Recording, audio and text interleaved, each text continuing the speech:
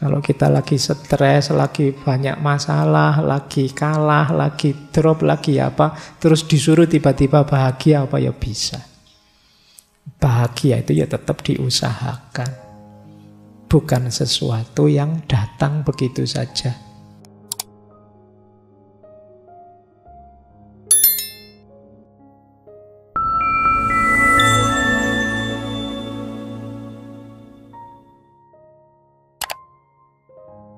Assalamualaikum warahmatullahi wabarakatuh. Bismillahirrahmanirrahim. Malam hari ini kita membahas tokoh yang agak unik. Teman-teman mungkin mengenalnya, beliau ini ya tokoh besar filsafat barat abad 20, Bertrand Russell.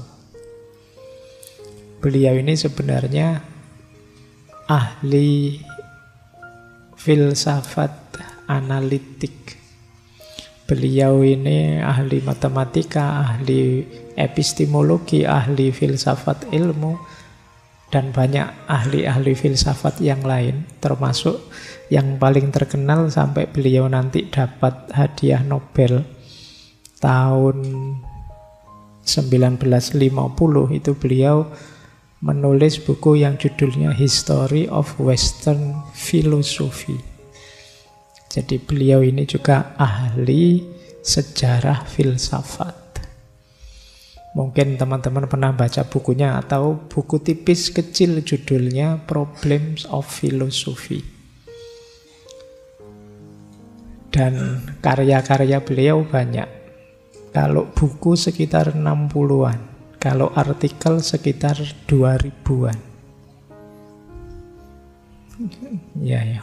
Nggak bayangke ya sampean disuruh bikin makalah sak semester ndak tadi-tadi.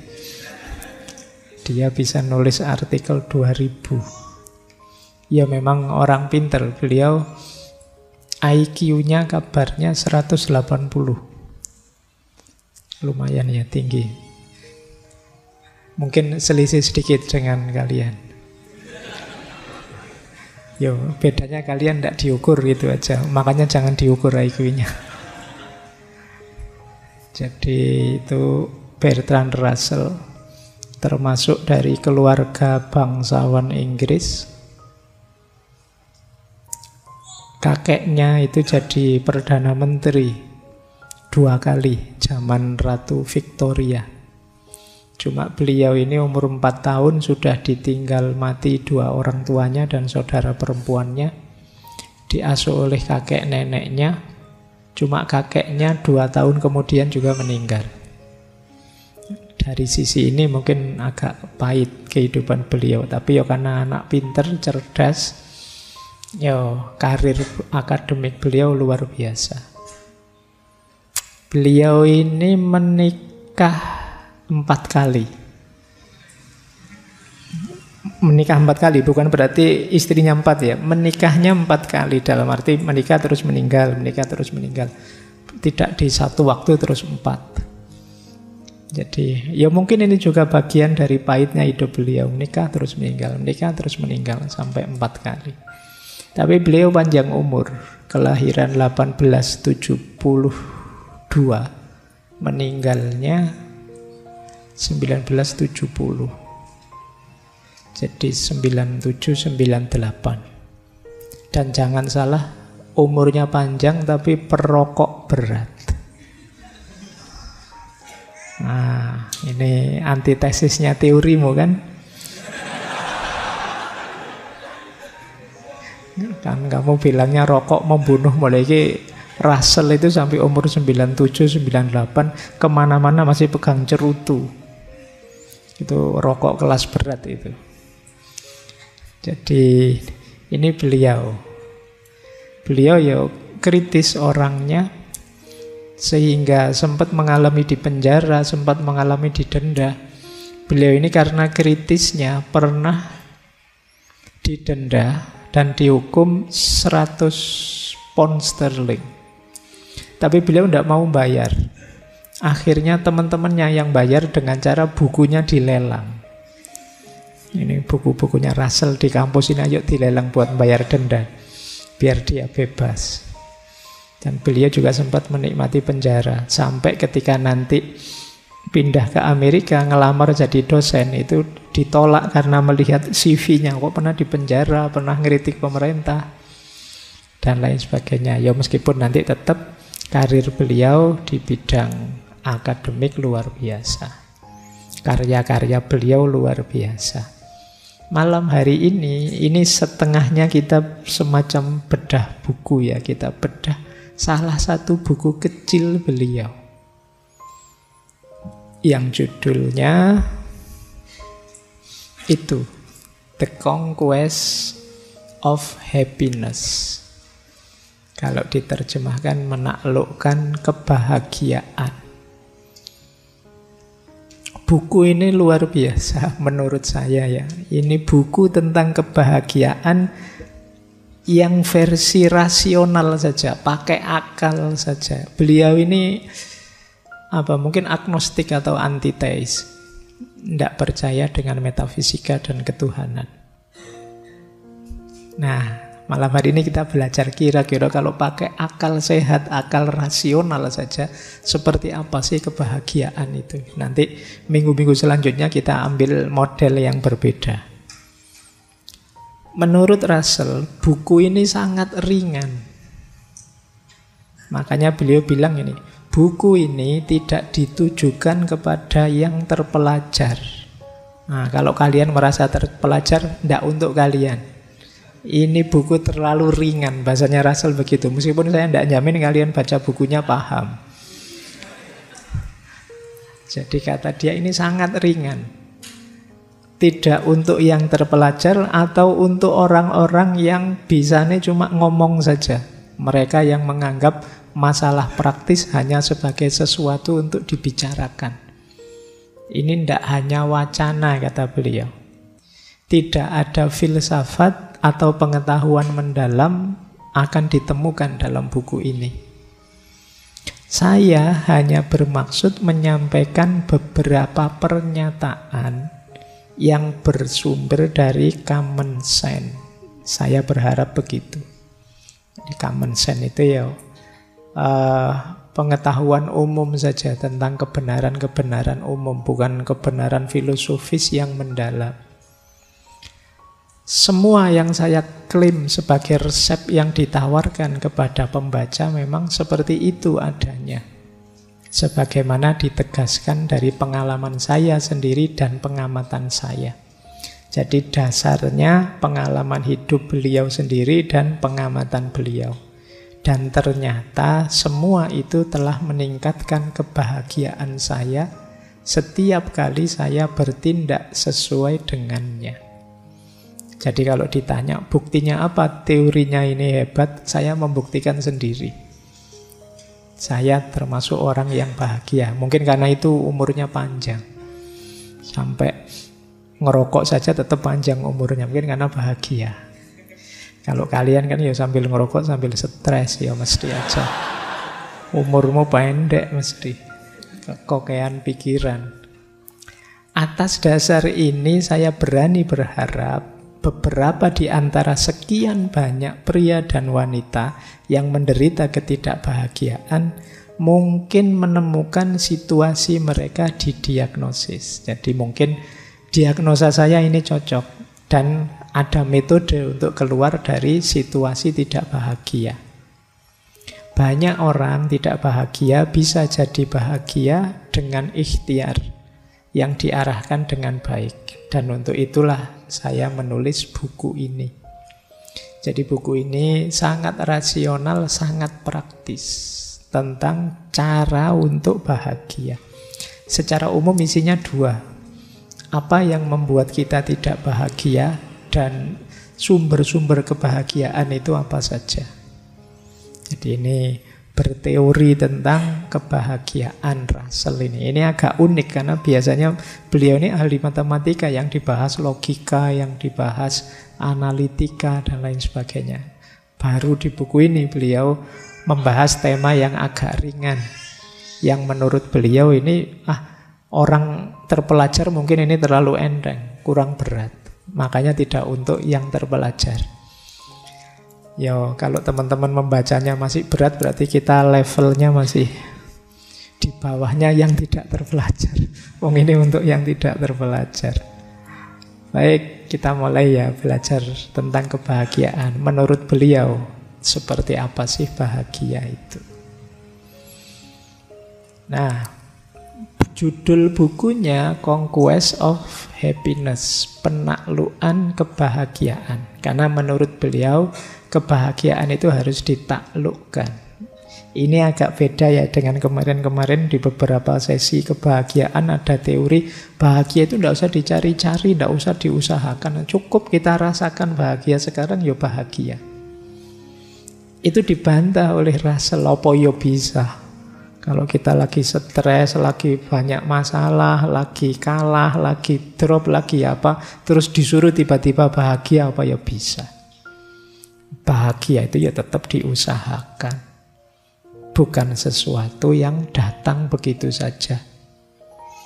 Jadi tidak mungkin orang tiba-tiba saja bisa menghayati hidup sebagai saya bahagia. Maka kata Russell, kebahagiaan tidak bisa dicapai dengan baik oleh mereka yang ingin langsung, mencarinya secara langsung. Ada prosesnya. Ada hal-hal yang harus disingkirkan, ada hal-hal yang harus dihadirkan. Kalau ini belum dipenuhi, sulit kita bahagia. Dan wajar, emosinya manusia itu semua begitu. Bahagia itu kan jenis emosi. Emosi itu pasti karena dorongan sesuatu baik dari dalam diri maupun dari luar diri. Emosi kita itu kan dinamis naik turun karena ada faktor-faktor di dalam diri maupun di luar diri. Bahagia juga begitu. Selalu ada hubungannya dengan dunia di luar diri kita dan dunia di dalam diri kita. Harus diatur, tidak bisa tiba-tiba begitu saja bahagia. Ya kalau untuk ceramah sih gampang. Ayo kita syukuri hidup ini maka kita bahagia. Itu ya enak nek ngomongin ngono. Tapi kalau duitmu habis akhir bulan, tugas banyak, terus kuliah ndak lulus-lulus, terus di kampus dimarahi dosen, di rumah dimarahi orang tua, wis piye meneh. Ndak gampang. Maka kata Russell, bahagia harus ditaklukkan. Mari kita taklukkan kebahagiaan itu. Jadi itu misinya buku ini. Maka beliau menyatakan, demi kebahagiaan, ini umumnya ya, manusia membutuhkan bukan hanya nikmat ini atau nikmat itu, tapi juga perlu harapan, usaha, dan perubahan. Kalau kita ingin bahagia, tidak sekedar karena apa saya bahagia, tapi saya juga harus punya harapan. Kalau kamu hopeless, tidak punya harapan, ya tidak mungkin bahagia. Wah, saya tidak berharap Pak, entah saya masa depan saya nanti gelap, sulit bahagia. Harus tetap punya harapan. Yang kedua, harus ikhtiar. Tidak bisa begitu saja datang. Dan yang ketiga, harus mau berubah.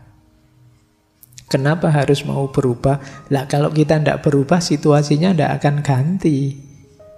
Sekarang sedang tidak bahagia, yuk berubah yuk, tidak mau apa? Ya sudah, yuk tidak bahagia terus. Ya tetap harus mau berubah. Harus tahu mana yang harus diubah biar saya bahagia. Ikhtiar tadi dalam rangka mengupayakan menemukan apa yang harus diubah. Karena sekarang saya tidak bahagia, besok saya harus bahagia, berarti harus ada yang diubah. Tapi ikhtiar untuk perubahan tidak ada gunanya kalau kita tidak punya harapan. Jadi kalau kita tidak berharap, apa ya kita mau berikhtiar secara semangat. Kalau kita hopeless kan tidak mau ngapa-ngapain sudah. Jadi kuncinya 3, harapan, upaya, dan berubah. Disitulah nanti kita bisa bahagia. Baik, saya lanjutkan. Nah, ini kan teorinya gampang-gampang kan. Kita lanjutkan ya. Terus kita mulai penjelajahan kita untuk memahami apa sih yang membuat tidak bahagia. Nanti banyak sekali, kita urai satu-satu. Yang pertama, ini menarik. Istilahnya Russell, kepribadian Byronic. Byronic ini bukan istilah aneh-aneh sih. Byronic itu nama seorang penyair romantik Inggris. Namanya Lord Byron. Itu puisi-puisinya biasanya cirinya melankolis, dramatis, sedih, sepi. Itu Byron. Nah, individu yang berciri Byron itu individu yang senengannya menyendiri, sukanya merenung. Memang dia milih hidup untuk tidak bahagia, biar bisa punya puisi banyak. Loh, ya loh. Kalau hidupmu ceria, seneng saja kan tidak jadi puisi. Coba kamu patah hati, tiap hari nulis puisi mesti. Jadi ini namanya kepribadian Byronic. Jadi memang secara sengaja milih tidak bahagia. Jadi ini terus disebut kepribadian yang angkuh, pemurung, sinis, pemberontak, kesepian. Itu sengaja seperti ini dia. Biar vitalitas hidupnya terjaga bagi orang-orang ini. Misalnya orang yang sudah terlanjur menegakkan dirinya jadi orang yang kritis misalnya. Tiap hari harus mengkritisi apa saja dan itu berat. Ya tapi ya itu pilihannya. Dia memaksa dirinya untuk begitu terus. Dia memaksa dirinya misalnya, saya adalah master of nyinyir. Wah, tiap hari nyinyir terus. Itu kan berat. Itu membuatmu tidak bahagia. Kamu mewajibkan dirimu untuk sesuatu yang seharusnya tidak begitu. Kamu memilih ketidakbahagiaan sendiri. Ya mungkin demi identitas, mungkin demi nama, mungkin demi apa saja. Yang ini oleh Russell disebut kepribadian Byronic. Orang-orang yang memang pribadinya seperti orang yang anti kebahagiaan. Jadi mereka ini pinginnya ya seperti situasi yang mereka inginkan. Ingin murung terus, ingin kesepian terus. Karena saat kesepian dan murung, Lord Byron ini bisa nulis puisi yang indah-indah. Nah, mungkin kalian pengen niru Laila Majnun. Wah, saya pengen kayak Majnun, Pak. Terus kamu gayamu kemana-mana kayak orang gelandangan kayak itu. Terus dari situ bisa bikin puisi saya, Pak. Ada orang yang kepribadiannya begini. Yang kata Russell, ini orang milih susah. Dan di buku itu disebut jangan deket-deket dengan orang kayak gini, bisa nular. Ya karena kepribadian itu kan bisa menular. Kalau kamu punya teman pemarah, ya kamu mudah marah. Nah, kalau kamu punya teman pemurung, ya kamu mudah murung juga. Jadi berarti apa? Kunci kebahagiaan yang pertama sebenarnya kepribadian. Kalau kepribadianmu memang anti bahagia, sulit kamu bahagia. Orang itu kan kadang-kadang memang yang dipilih yang pahit dengan alasan tertentu. Mungkin biar dikasihani, mungkin biar otentik, mungkin biar disukai orang dan lain sebagainya. Tapi itu menyusahkan dirinya sendiri. Kayak kalian ini misalnya ngaji filsafat berapa hari itu, terus tiap hari memaksa kalau ngomong harus filosofis. Wah, disuruh bahas apa-apa sedikit-dikit filosofis wae. Kamu nyusahi dirimu sendiri ya. Kalau pas bisa filosofis saja. Kalau tidak bisa ya tidak usah. Secukupnya saja. Itu lebih nyaman. Jadi ini yang disebut kepribadian Byronic. Kepribadian seperti ini ya sulit untuk bisa bahagia seperti penyair tadi. Kata Russell, kecuali engkau seorang Byronic, engkau akan berusaha menghindar berada di dekat orang-orang yang senang dengan ketidakbahagiaan. Karena sifat negatif mereka mungkin akan menular kepadamu. Nah, Ada quote yang menarik tentang kepribadian Byron gitu. Kata Russell begini, orang yang tidak bahagia itu seperti seorang pria yang kurang tidur. Selalu bangga dengan kenyataan. Ini kamu harus mikir memahami quotes ini. Orang kurang tidur itu kan biasanya orang sibuk, pekerjaannya banyak, tidak sempat ada waktu untuk istirahat, untuk santai. Loh, orang seperti ini tuh loh kan banyak yang membanggakan hidupnya. Saya loh orang sibuk, kalau diajak apa-apa, wah sibuk aku. Wah sibuk aku kan ngono. Jadi kayak kurang tidur. Nah, toh begitu itu kan menunjukkan dia tidak bahagia karena capek, karena lelah. Waktu yang lain santai-santai dia tegang, dia kerja. Tapi itu pun dia membanggakan fakta hidupnya, kenyataan hidupnya. Padahal dia lelah. Jadi dia itu tidak bahagia sebenarnya. Tapi toh begitu dia bangga dengan kenyataan dirinya yang tidak bahagia. Nah, jadi orang tidak bahagia itu seperti laki-laki yang kurang tidur.